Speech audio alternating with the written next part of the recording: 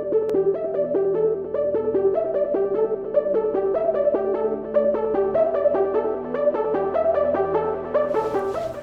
guys, it's your guy in the chair here, and this is my review for The Bear Season 3. And yes, I already know that this season has been out for a week, and many of you have probably watched it 2 or 3 times already.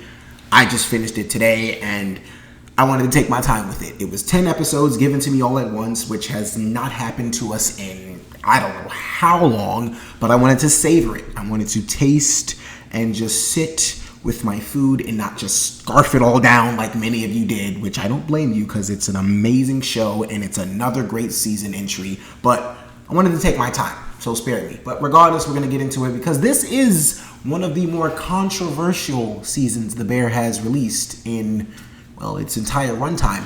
And I'll get into why I personally think, a lot of people have not received this season as well as the other two later down the road in this video. But I'm going to start with what I liked about this show, which I'm going to be completely honest with you guys was a majority of it. I'd probably say 90% of this season I absolutely adored. The 10% we can get into throughout, my talking of what I liked. But look, as far as I'm concerned, The Bear delivered another banger season. Was it as good as season 2? No. It did not reach the highs of season 2 as far as Fishes and Forks and just the finale and, you seeing a lot of these characters develop into what they are coming into this season from what they were in season 1. It did not reach the highs that season 2 had, but it was still a damn good season, and I personally think it was still better than season 1, which is a very good season. I think season 3 really copies a lot of the formula that season 1 had. As far as season 1, you're starting with the restaurant in its current form. Like Carmy's trying to do everything to change it. He's trying to figure out how to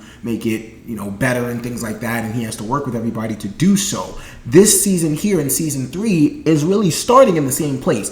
They literally have to start with a brand new restaurant. They are trying to emulate it into something a lot more than what the beef originally was. And they all have to work together to do so. And Carmy is now fully in charge of this entire kitchen. I mean, he was in charge in the first place because his brother left it to him, but now he is kind of in the same role as I'm going to just say the Joel McHale chef, because I don't necessarily know what that chef's name is, but the chef that literally haunts Carmy's dreams. He is now in that same position, and he is doing the same things as you see throughout the season. And I just find so many similarities to season 1 and season 3 as far as, essentially taking time to get into what this season is trying to present and what it's trying to build. But at the end of the day, it is still something immensely special.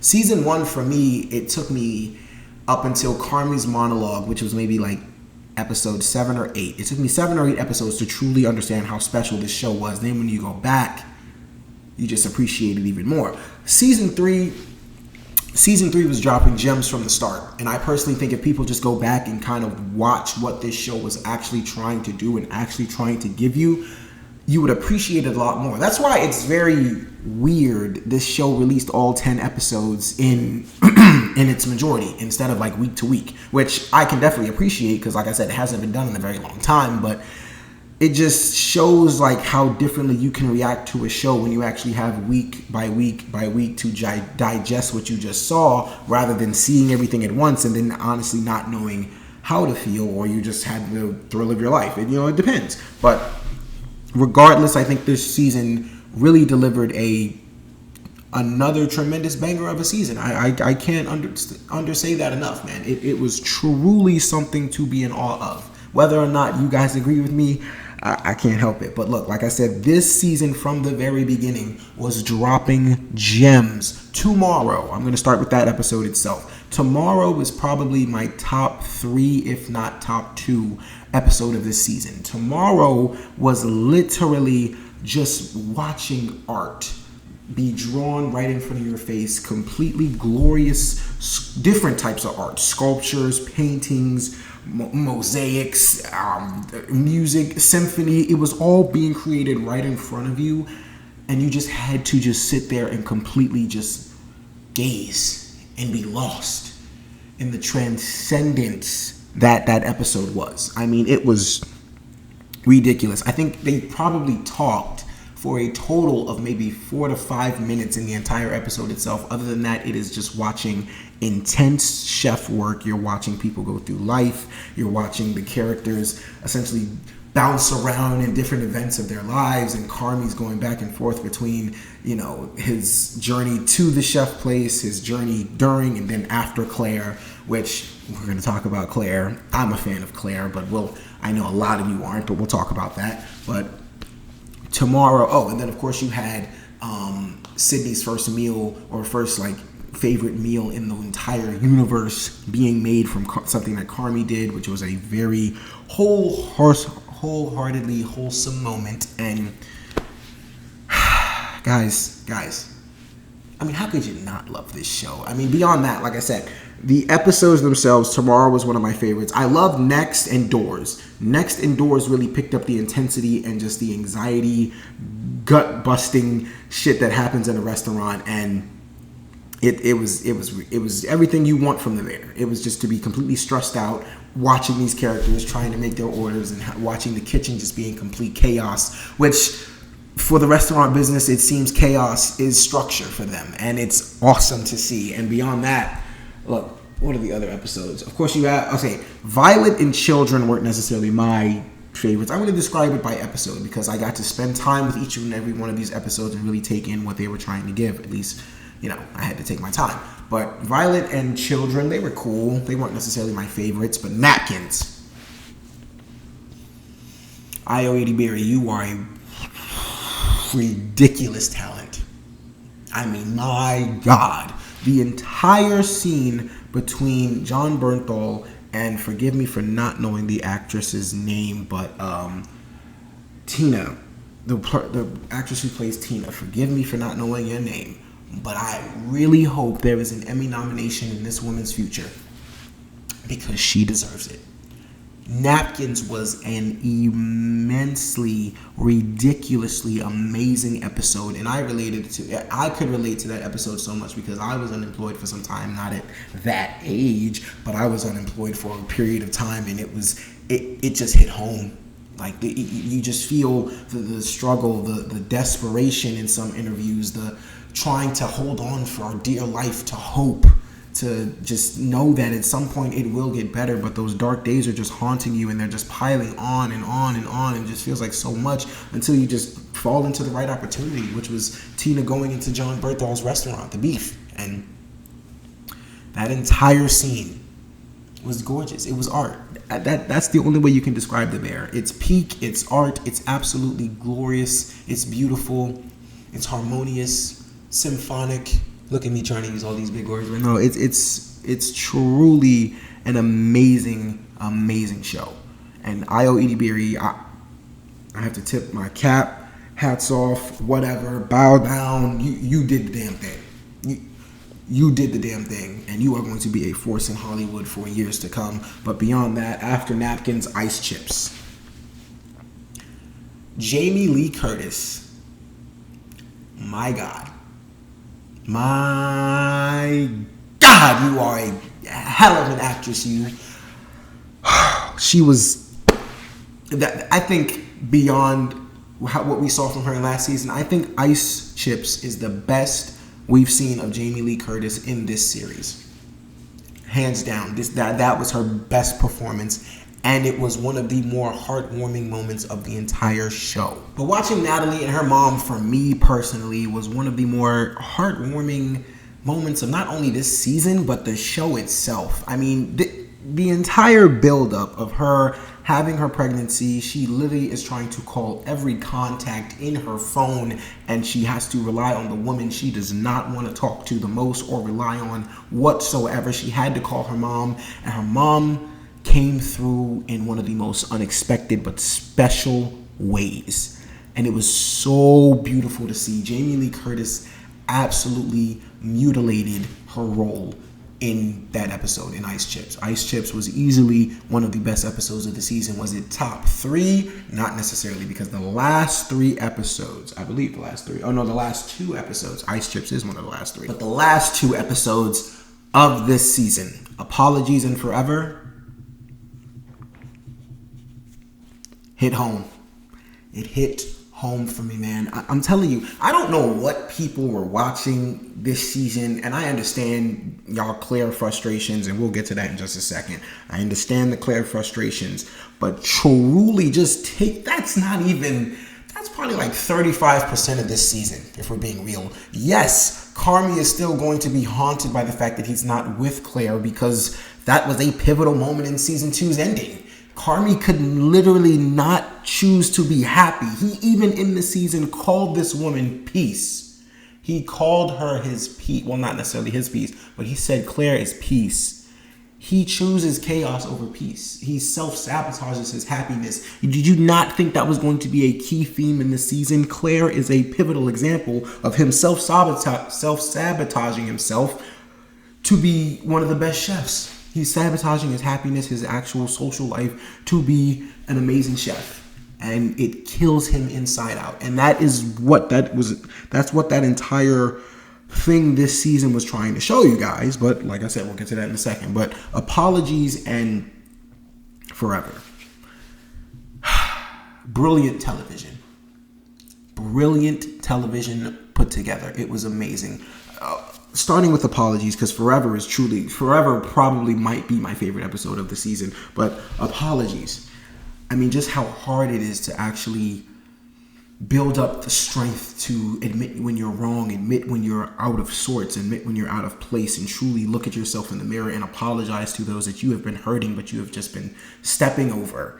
It's truly not an easy thing to do. And I love how this show truly shows just how hard it is to bring yourself to do those kind of things, especially when you're a very stubborn person. It just flows so beautifully through Carmy, and Jeremy Allen White is ridiculous just in general, but beyond that, Forever. And then, of course, before I get to Forever, the scene between him and Sydney, her just being completely fed up, it hurt. It did hurt, but I do believe hopefully that relationship will be salvaged in the next season. I think that hopefully we're working towards something better, but I don't know. Maybe Carmy is fucked up too much, but Sydney's hurt. But we'll talk about that in Forever, because that was my favorite episode of the season. It was truly beautiful to see just all of these characters coming together, and all of these characters who have influenced each other from afar, from a past life. They're all coming together in one room, and so many emotions are being just drawn out. And Carmy, Joel McHale is actually doing a very, very great job as this character, as this, antagonist chef in this show. And it really, for me, didn't get to shine until this episode, until this moment, because Carmy has spent the entire series obsessing over this dude, just completely having crazy nightmares, not being able to sleep. He's so stressed all the time because of what this guy put him through, because of the training he went through with this guy, and he finally gets to see him again after all these years, and realizes that the man he has spent damn near his entire chef career thinking about has not had a single thought about him since he left his kitchen. And that is one of the biggest stabs in a fucking chest, one of the most heart-wrenching lessons we have to learn as people, is that if you truly let the past cling on to you, and you truly just let it tear you apart to shreds, it could just completely devastate you in ways you can't imagine. And the other person that you're thinking about, the event that you're worrying about, they're probably not even thinking about you. And I'm talking to myself too here, because I've let things in the past completely just take me over and make me think that the future cannot get better, or that I cannot move on from that moment, because until I see that person again, or until I prove them wrong, or just whatever the case may be. I'm speaking to myself as well, but that moment in the show was one of the many chef kiss moments in The Bear. And beyond that, Olivia Colman,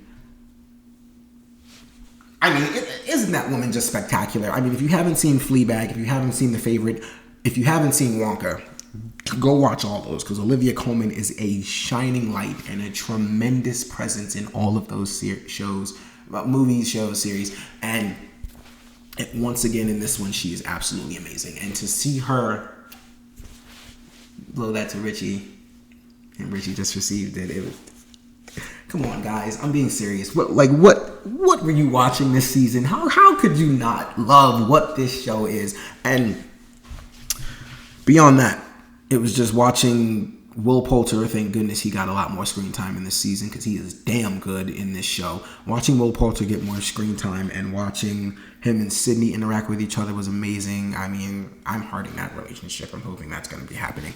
But overall, look, The Bear Season 3 once again delivered a masterclass of what we call brilliant television. And whether or not you agree, you will appreciate it at some point. At least I hope you do. If you got it, just keep watching. Just keep watching because you'll find something new every time. From the non-negotiables, from tomorrow to the non-negotiables, I was completely hooked.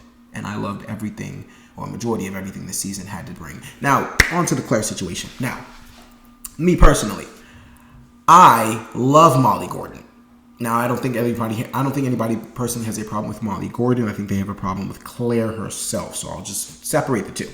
I have no problem with Claire either because I love. And I wanted to see Carmy happy, but the entire purpose of the show is just how he continues to get in his way of his happiness to achieve the greatness and the level that he wants to be at in, the kitchen.